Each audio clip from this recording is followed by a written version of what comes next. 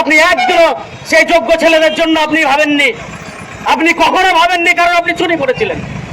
আরে চুরির দায় পুরোটা আপনাকে নিতে হবে। যারা যোগ্য ছেলে আছে তাদের পুনরায় তাদেরকে কাজে ফেরাতে হবে। এই দাবি নিয়ে আমরা এসএফআই ডিওএফআই রাস্তায় নেমেছি।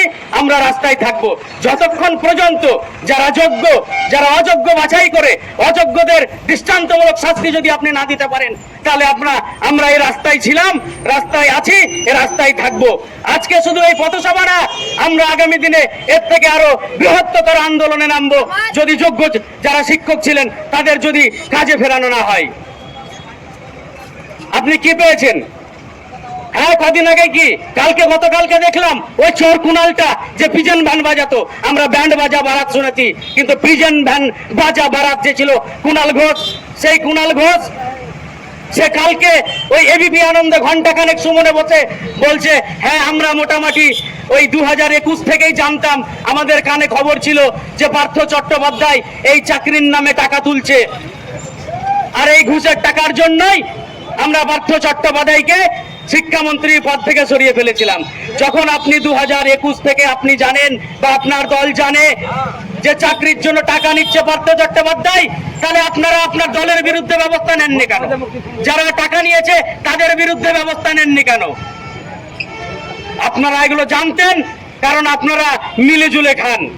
আর আমরা জানি এই যত চোর আছে এই সমস্ত চোরের এনার্জি কালীঘাটের ব্যানার্জি, এটা প্রত্যেকেই জানতো। আমরা বরাবর বলে এসেছিলাম, আমরা এখনো বলছি, এই সমস্ত চোর যত চুরি করেছে এই সমস্ত চোরের দায়ী, এই সমস্ত চোরের মাথা একজনই, সেই কালীঘাটের ব্যানার্জি। আর এই কালীঘাটের ব্যানার্জিকে জবাব দিতে হবে যে আপনি এই বেকারত্বের মধ্যে যারা একটু কর্মজীবনের মধ্যে ছিল, যারা কাজ করে খাচ্ছিল, তাদেরকেও আপনি রাস্তায় নামিয়ে দিলেন। কারণ আপনি কখনো চান না, আপনি কোনোদিনও চাননি শিক্ষিত থাকবে, মানুষ কিছু বুঝবে না। আমরা দেখেছিলাম হীরক রাজার দেশ, যেখানে বলেছিল যে যত বেশি পড়বে তত বেশি জানবে, আর যত বেশি জানবে তত কম মানবে। আর আপনি জানেন যে বাংলার যুব সমাজ, বাংলার সন্তান, এই বাংলার মানুষ যদি বেশি লেখাপড়া করে, বেশি কাজে যুক্ত হয়, বেশি জানে, তাহলে আপনার কলারটা গিয়ে ধরবে। আপনার এই চোর সরকার আপনার চোর নেতাদের কলার ধরে টেনে মাটিতে নামিয়ে দেবে। আর আপনার 14 তলা, আপনার সেই এসিতে বসে হাওয়া খাওয়া, সেই 14 তলা বিল্ডিং থেকে আপনাকে হাত ছেড়ে নামাবে, সেটা আপনি ভালো করে জানেন।